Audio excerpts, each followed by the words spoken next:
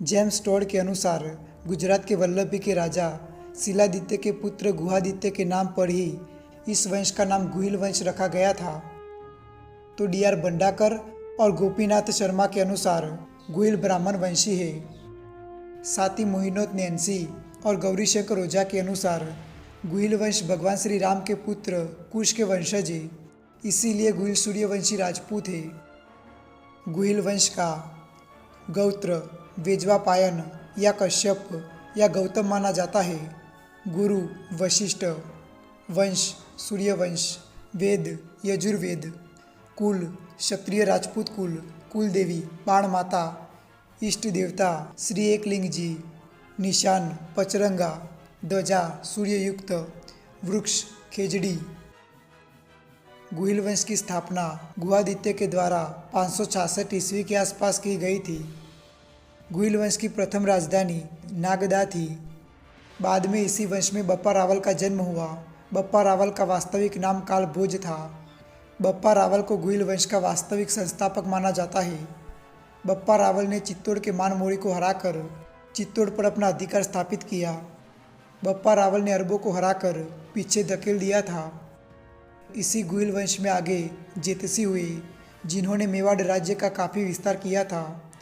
जेतसी ने दिल्ली के तुर्क सुल्तानों को युद्ध में हराया था।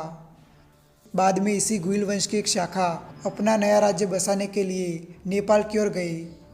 उन्होंने नेपाल में अपना राज्य स्थापित किया था। मेवाड़ और दिल्ली की दुश्मनी काफ़ी पुरानी है। गुहिल राजपूतों और दिल्ली सल्तनत के सुल्तानों के बीच में कई लड़ाइयाँ हुई थी।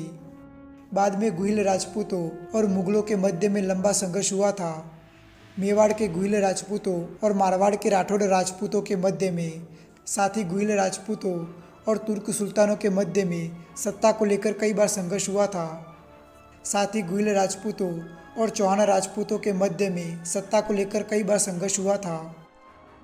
फिर बाद में राणा लाखा ने मेवाड़ की सत्ता संभाली, जिन्होंने मेवाड़ में कई खंडित हुए धार्मिक स्थलों और इमारतों को दोबारा बनवाया, साथ ही नई इमारतों का निर्माण भी करवाया।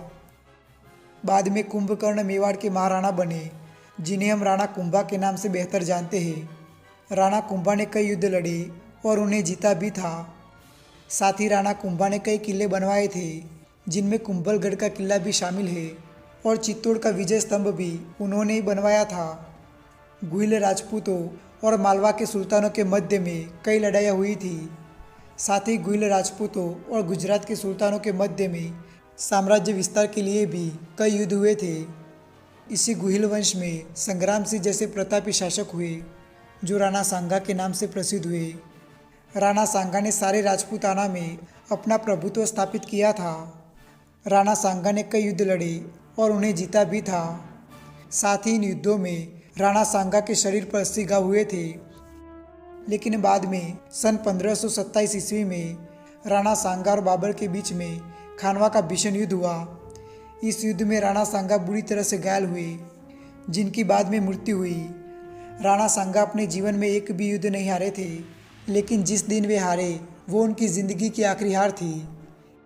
इसी गुहिल वंश में आगे वीर शिरोमणि महाराणा प्रताप का जन्म हुआ था, जिन्होंने अपने पूर्वजों की तरह ही अपने स्वाभिमान को बनाए रखा और मुगलों से निरंतर कई युद्ध लड़े, जिनमें हल्दी घाटी का युद्ध और दिवेर का युद्ध शामिल है, जिनमें अनगिनत मेवाड़ी योद्धा वीर गति को प्राप्त हुए थे।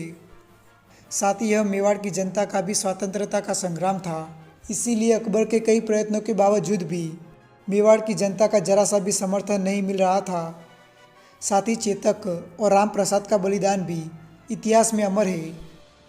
साथ ही मेवाड़ के लिए पन्नाताई, रानी पद्मनी, रानी कर्णावती और हांडी रानी जैसी वीरांगनाओं ने भी अपना बलिदान दिया था।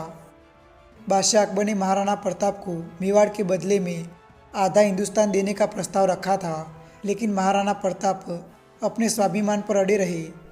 इसी गुहिल वंश में गुजरात के भावनगर में महाराजा कृष्ण कुमार सिंहजी हुए, जिन्होंने आज़ादी के दौरान भारत को एक सूत्र में बांधने के लिए सबसे पहले अपना रजवाड़ा, साथ ही बहुत सा खजाना भी दान दिया था।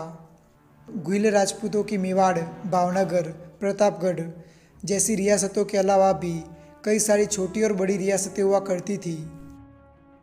गुहिल वंश की मुख्य 24 शाखाएं हैं और इन्हीं शाखाओं की कई अन्य उपशाखाएं भी हैं। दोस्तों, गुइल वंश के बारे में जानकारी आपको कैसी लगी ये हमें नीचे कमेंट कर ज़रूर बताएं। साथ ही जाने से पहले वीडियो को लाइक, शेयर और चैनल को सब्सक्राइब करके बेल आइकन को ज़रूर दबाएं